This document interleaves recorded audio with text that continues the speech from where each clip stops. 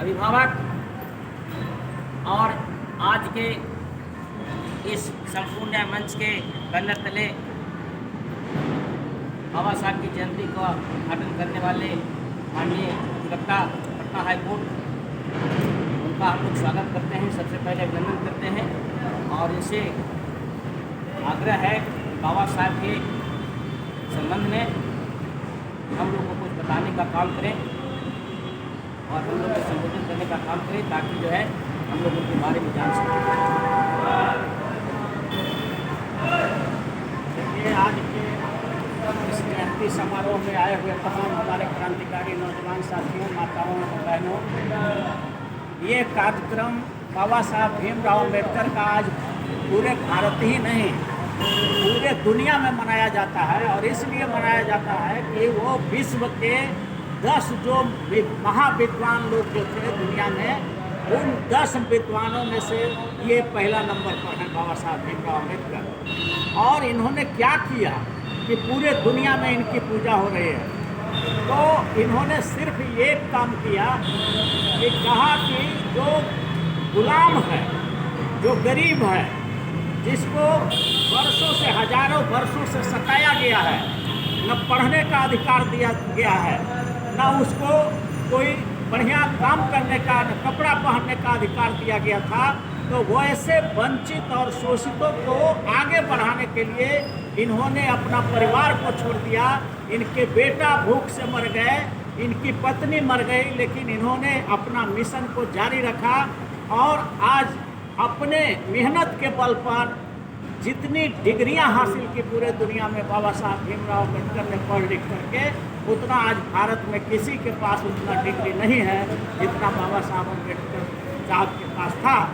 और इन्होंने चाहते तो ये बहुत बड़ा जज भी बन गए थे, एडिशनल डिस्ट्रिक्ट जज में भी इनका चुनाव हो गया था, लेकिन इन्होंने कहा कि मैं ये जज का सिक्कड़ अपने गर्दन में पहन लूँगा तो हमारे जो लाखों करोड़ों जो हमारे गरीब भाई बहन हैं, उनके लिए मैं कुछ नहीं कर पाऊँगा। मैं अपने परिवार को तो पाल और पोस लूँगा, लेकिन पूरे दुनिया में और भारत में जो हमारे गरीब परिवार के लोग हमारे जो हैं, उनके लिए मैं कुछ नहीं कर पाऊँगा। इसलिए मैं जज का सिक्कड़ में मैं बंधना नहीं चाहता हूँ। और उन्होंने एडिशनल डिस्ट्रिक्ट जज से इस्तीफा दे दिया और वो देश के सेवा में लग गए। और उन्होंने इतना महान काम किया कि बुद्ध से वो प्रेरित थे। बुद्ध ने कहा था बहुजन हिताय बहुजन सुखाय, मतलब जो शोषक है उसका नहीं, शोषित है, जिसकी संख्या बहुत संख्या में है, बहुत संख्या है इसकी, तो शोषितों के हित की बात करो, बहुजनों के हित की बात करो। और शोषकों के हित की बात करने की जरूरत नहीं है, नहीं तो शोषक का भी हित करोगे तो और शोषण करेगा। इसलिए उन्होंने, बाबा साहब अम्बेडकर ने जब भारत का संविधान लिखा, तो जो शोषित वंचित वर्ग था, जो बहुजन वर्ग था, जिसको बाबा साहब ने भारत के संविधान में शेड्यूल कास्ट, शेड्यूल ट्राइब, अत्यंत पिछड़ा वर्ग, ओबीसी और माइनॉरिटी के रूप में चिन्हित किया है। और यही 5 वर्ग के कल्याण के लिए भारत के संविधान में रिजर्वेशन की व्यवस्था किया है। माइनॉरिटी के लिए भी इंस्टीट्यूशन खोलने और बहुत सारी सुविधाएं संविधान में दिया है। तो बाबा साहब ने गरीबों की लड़ाई लड़ी, न सिर्फ भारत में बल्कि पूरे दुनिया में। इसलिए बाबा साहब को पूरे दुनिया में पूजा जा रहा है। और वो बुद्ध के शिष्य थे, वो बुद्ध को मानते थे। और बुद्ध भी वही कहा कि गरीबों की हित की बात करो, अमीरों की हित की बात करने में कोई बहुत बड़प्पन नहीं है, क्योंकि अमीर तो खुद सुरक्षित है, अपने वो खाता पीता है और वो बहुत ही आगे बढ़ा हुआ है। तो उसके हित के लिए तुम कल्याण के लिए क्या करोगे? जो आदमी गरीबों के हित के लिए काम करता है, लड़ता है, वही महान होता है, ये बुद्ध ने कहा था। और ये चीज़ पूरे दुनिया में चला गया, दुनिया ने बुद्ध को मान लिया और बाबा साहब ने भी उसको भारत के संविधान में लिख दिया। तो पूरे विश्व में भारत का संविधान आज चर्चित है और दुनिया का सबसे बड़ा लोकतंत्र भारत है।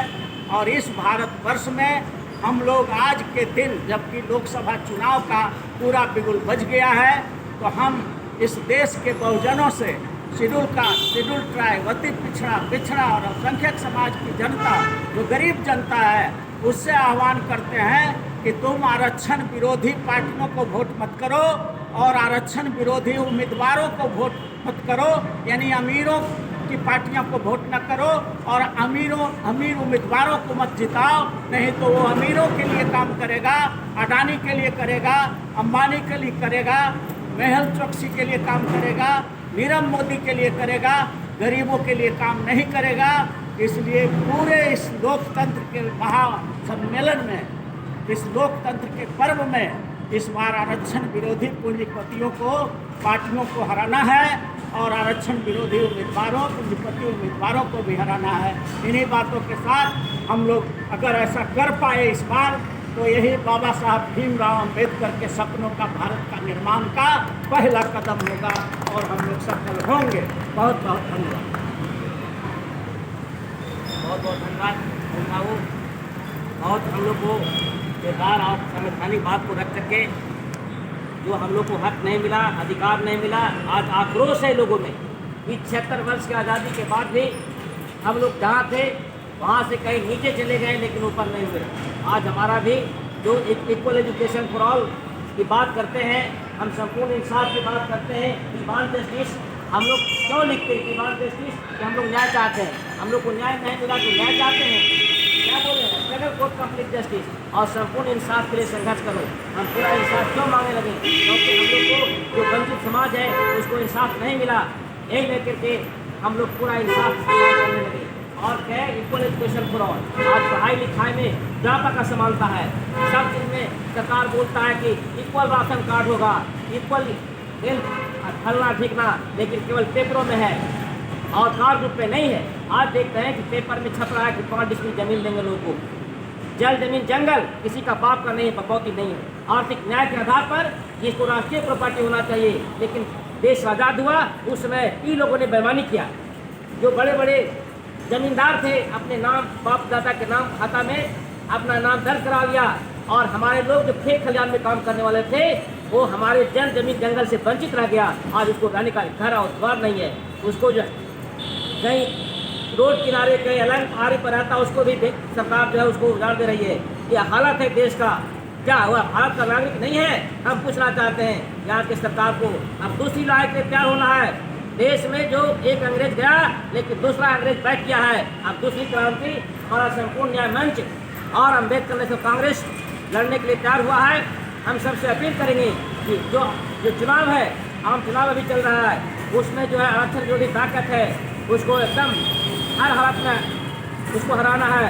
देख रहे हैं कि आज चुनाव आयोग सुनिश्चित कर दिया है कि 95 लाख रुपया भी खर्च कर सकता है चुनाव में। कहाँ से लाएगा? डकैती करेगा, चोरी करेगा? जिसके पास पैसा नहीं है लोकतंत्र में, उसका कोई भागीदारी नहीं होगा। लोकतंत्र जो है पैसे का तंत्र हो गया है। अब हम लोग को चंदा मिली गरीबों को कर करके लड़ाई लड़ना है, तभी आप पास पा सकते हैं। अन्यथा आप पार्लियामेंट में नहीं जा सकते, आप विधानसभा के अंदर नहीं जा सकते। इन्हीं सब शब्दों के साथ अभी हमारा कार्यक्रम के कड़ी में हमारे वीरेंद्र बाबू आए हुए हैं। माननीय वीरेंद्र बाबू ये हमारे मजदूर यूनियन के लीडर हैं और बहुत लंबे समय से समाज में काम कर रहे हैं। उनसे आग्रह है कि बाबा साहब की जयंती पर अपनी कुछ बातों को रखें। वीरेंद्र बाबू।